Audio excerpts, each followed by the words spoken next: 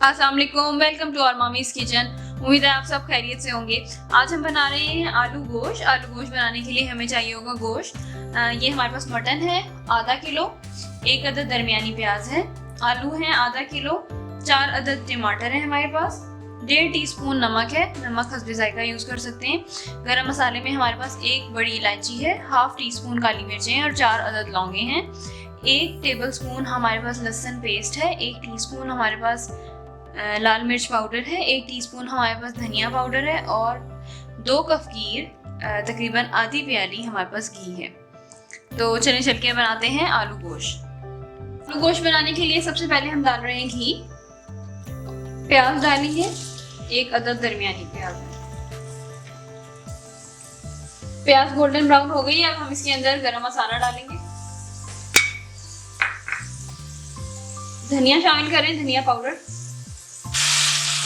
लहसुन है 1 टेबलस्पून,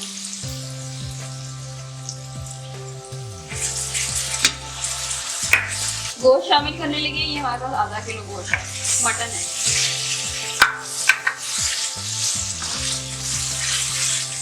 अब नमक डाल रहे हैं, 1.5 टीस्पून है, आप हस्बे जायका नमक को यूज कर सकते हैं।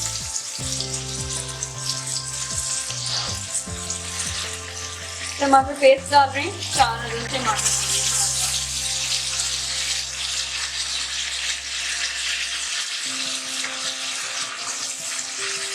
लाल मिर्च पाउडर है 1 टीस्पून,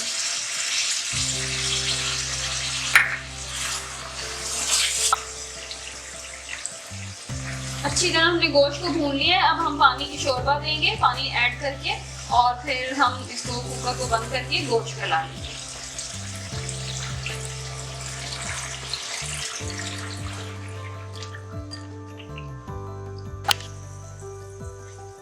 गोश्त गल गया। अब हम इसमें आलू शामिल करेंगे और फिर आलू गला लेंगे।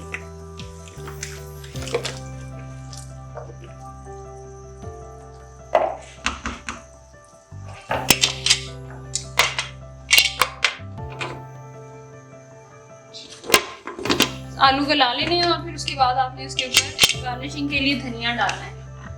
और इसको जरूर ट्राई कीजिएगा। हमारे चैनल को सब्सक्राइब करें, वीडियो को लाइक करें, शेयर करें। Thank you so much for watching. अल्लाह हाफिज़।